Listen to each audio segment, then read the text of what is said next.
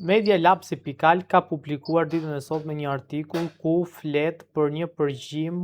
të Belinda Ballukut, zëvendës kryeministres, me ish krenar SH Elvis Berberi. Për të folur për këtë kam të ftuar një lidhje direkte avokatin Alban Duraj. Zoti Duraj, faleminderit shumë për kohën. Ju falenderoj shumë për intervistën. Avokat, ju besoj se e keni lexuar artikullin e Lapsit dhe përgjimin në të cilën bëhet fjala. Mund ta tregoni diçka më shumë? Atëre, sipas medias online, Lapsi.al bëhet fjalë për një përgjim i cili ka kapur prokuroria e posaçme dhe kjo është marrë nga telefoni i ish drejtorit përgjithshëm të autoritetit rrugor shqiptar apo ARSH-s, zotit Berberi, i cili në komunikimet që ai bënte me zonjën Balluku kishte një praktik që ai mesazhet i ruante. Pra i bënte screenshot dhe këto ja niste me njerë bashkëshortes së tij në mënyrë që t'i ruante. Pra, kjo ka qenë një metodë që ka përdorur zoti Berberi dhe në një nga këto komunikimet është një moment kur zonja Balluku i thotë që për pak do jem tek palloshi i gjatë, i cili nuk kupton zotin Rama, dhe aty bëhet fjalë për një lajm të cilin do t'ia jepte zoti Berberi, dhe domethënë në momentin që do hynte tek zoti Rama,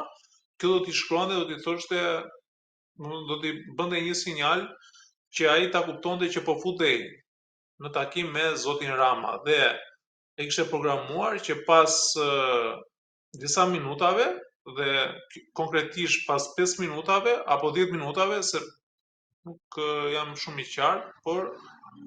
pas 5 minutave zoti Berberi do t'i jepte lajmin. Dhe në ato moment zonja Balluku pastaj do ta merrte këtë mesazh si diçka e cila po vinte, një informacion i cili po i vinte i pa përgatitur, pra surprizë, në mënyrë që t'ja hidhnin në thonjza zotit Rama lidhur me ndonjë aferë apo me ndonjë pazar të mundshëm. Pra kjo ka qenë ajo metodë që ka përdorur zonja Balluku dhe në të gjitha komunikimet që ka me varësin e saj, ajo flet me përçmim apo me ironi për zotin Rama, duke e quajtur atë pallosh i gjatë. Pra në gjithë komunikimet që ka pasur për zotin Rama e ka cilësuar si të tillë. Përveç saj janë sekuestruar edhe prova tjera materiale, siç është telefoni i bashkëshortes së zotit Berberi, pra edhe ajo gjithashtu është në hetim dhe është çuar për gjykim në kërkesën e ka çuar prokuroria, ndërsa për sa i përket zonjës Balluku, pra nga këto përgjime kanë dalë këto afera të hamënsuara nga ana jon, pra me kaq informacion sa kemi nga Lapsi.al apo dhe nga media tjera, bëhet fjalë për këto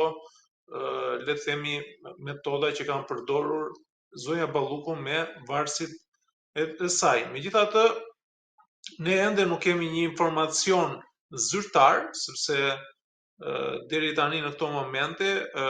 media Lapsi.al ka marrë deklaratat publike të cilat ka bërë zoti Berisha, pra jemi në kuadrin e informacionit i cili është informal, megjithatë këto do të kuptohen në momentin që do të shkojë kërkesa për gjykim. Pra jemi ende në fazën që prokuroria nuk e ka çuar kërkesën në gjykat për të gjykuar zonjën Balluku, por edhe bashkëpunëtorët e tjerë lidhur me këto vepra penale të presupozuara apo të kanë nxjerrë si konkluzion organi akuzës nga ky hetim. Tashmë jemi në pritje të gjithë zhvillimeve të fundit se çfarë do të ketë në atë dosje, a do jenë pasuruar gjitha mesazhet apo jo, dhe ndoshta këto mesazhe e kanë inatosur zotin Rama, i cili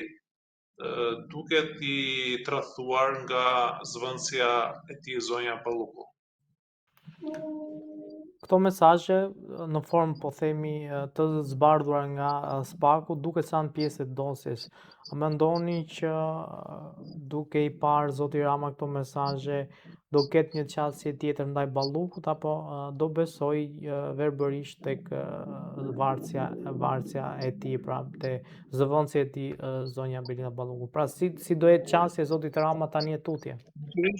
Nëse ne, pra edhe zoti Rama nuk bën përjashtim nga shumica e njerëzve, që do të thotë edhe ai njeri është, si puna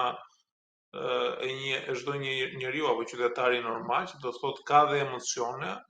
në momentin që ai beson dikujt një punë të caktuar apo një detyrë të caktuar, pra puna e parë që ne të gjithë nuk duam nga bashkëpunimet apo nga punët që kryejmë është puna e tradhtisë apo e besnikërisë lidhur me marrëdhëniet që vendosin e prorët dhe me varësit. Kështu që e parë në këtë këndvështrim, zonja Balluku do të jetë, besoj që zoti Rama do të marrë një vendim të menjëhershëm, që do të thotë ose do t'i kërkojë asaj dorëheqjen, pra që t'i japi dorëheqjen nga detyra e zëvendës kryeministrës dhe ministrës së infrastrukturës, ose do ta shkarkoj. Pra, besoj që këto janë, edhe sikur po ta marrim që zonja Balluku nuk ka gisht lidhur me aferat të cilat i kanë kryer varësit e tyre dhe kështu me radhë, jemi përpara faktit që ajo nuk ka pasur një konsiderat pozitive për zotin Rama. Pra, si mund ta quash e prorin apo ai që të ka besuar, të ka dhënë një detyrë, të ka promovuar dhe të ka qenë bashkëpunëtori më i ngushtë, duke e ironizuar në mënyrë të tillë. Pra, besoj që zoti Rama do të veprojë do veprojë shumë shpejt lidhur me shkarkimin e zonjës Balluku.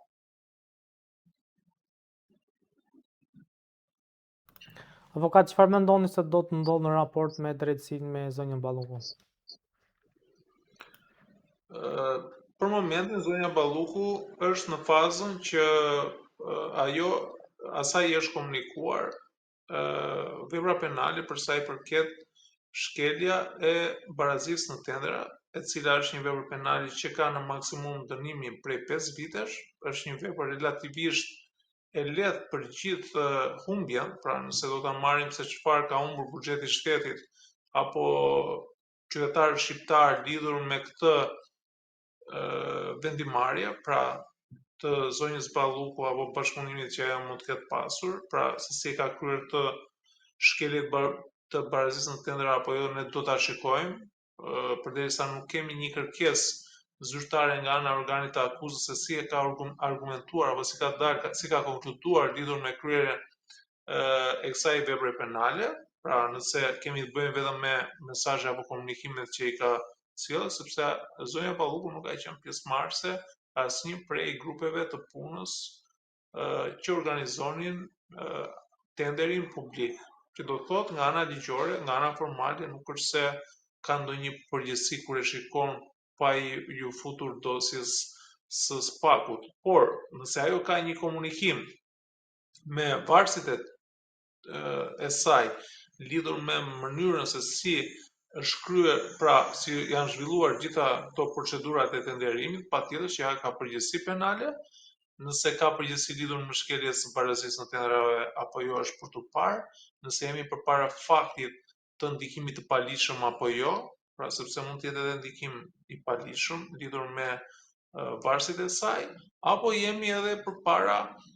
korrupsionit pasiv, pra një sër elementësh të cilët mundet që zonja Balluku të jetë e rrezikuar. Por duhet të dimë, pra qytetarët, por duhet të dinë që nuk është e thënë që në momentin që shkon kërkesa në prokurori, në prokurori, nuk është e thënë që do shkojmë me këtë akuzë. Çka do thotë, jemi në fazën e gjykimit paraprak, pra gjyqtari paraprak shikon veprimet e prokurorit se si ka ngritur edhe akuzën, dhe nëse gjyqtari paraprak del në konkluzionin që zonja Balluku ka konsumuar element të tjerë të veprës penale, apo kualifikimi nuk është bërë i dur nga ana e organit të akuzës, e urdhëron këtë institucion apo prokurorin e çështjes, duke i caktuar detyra të cilat gjykata i çmon të arsyeshme. Dhe prokurori është i detyruar që të respektojë vendimin e gjykatës, ose mundet tetaj që ta ankimojë. Pra nëse ai nuk është dakord me këtë kualifikim, atëherë mund ta ankimojë gjykatën e apelit dhe gjykata e apelit vendos për sa i përket seancës paraprake. Por në finale gjykata është ajo që vendos për nëse prokurori ka ngritur akuzën e dur apo jo. Kështu që nuk është se zonja Balluku do kaloj me këtë akuzë. Kështu që të gjitha opsionet mbeten për të parë me kalimin e kohës. Avokata, mendoni që marrja e pandehur e zonjës Balluku dhe ndoshta një mas tjetër më shtrënguese në të ardhmen do e dëmtoj shumë kryeministin Rama, apo ai do vazhdoj të drejtoj qeverinë pa indikuar se çfarë u ndodh bashkëpunëtorëve të tij? Besoj që zoti Rama do ketë një reagim lidhur me vendimarrjen e tij, që do të thotë duke e vlerësuar, pra zoti Rama është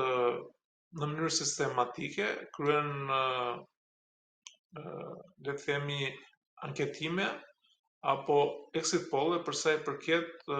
imazhit të qeverisë apo imazhit të tij gjatë periudhave të ndryshme. Pra kur ka raste të veçanta, siç është ky i komunikimit të akuzës së zonjës Balluku, ashtu sikurse bëri edhe me zotin Beliaj, që ndërmori një hap ligjor pavarësisht se ai hap ligjor nuk ishte hapi i dur për sa i përket asaj që ai kërkoi, sepse ndoshta kjo ka qenë edhe një lojë mes tij dhe zotit Beliaj, kjo më të kaluar në të ardhmen mbetet për tu parë, sepse sot deklaroi që ka një detyrë kushtetuese se ta liroj, pra të përdori në favor të zotit Beliaj, ndërsa në rastin konkret, siç ka ndjekur precedentët e kaluar, që do të thotë siç i ka kërkuar zyrtarëve të tjerë të nivelit lart apo ministrave që t'i japin dorëheqjen ose t'i shkarkonte, pra kanë marrë vendime që i ka shkarkuar, edhe në rastin e zonjës Balluku ai do të kryejë të njëjtin veprim. Pra, kemi rastin e zotit Beqaj, që në momentin pa i komunikuar akuzat ai e largoi, kemi rastin e zotit Ametaj, i cili mos gaboj u shkarkua apo dha dorëheqjen, s'u kujtohet. Kemi rastin e zotit Tahiri, pra kemi një sër zyrtarësh të nivelit lart, të cilët janë larguar ose i ka larguar në momentin që ka dalë apo pritej që t'i komunikoheshin akuza. Pra nuk është vetëm faza pra gjatë fazës së hetimit ai ka mbajtur, mund të kemi zonjën Manasirliu. Pra zonja Manasirliu mund të ketë pasur informacione që ndoshta e komunikojnë ndonjë akuzë dhe ai bëri këtë plan që do të thotë do shkarkonte zoti Veliaj të propozonte zonjën Manasiriu, kjo dha dhe dorëheqjen, pra me një gur ai mund të ketë vrarë disa zogj, dhe zonja Manasiriu tani ngelet dhe pa imunitet, nuk është deputete, është një qytetare e thjeshtë dhe do të përballet me drejtësim. Pra zoti Rama është mjeshtër i vlerësimit në mënyrë periodike të imazhit dhe të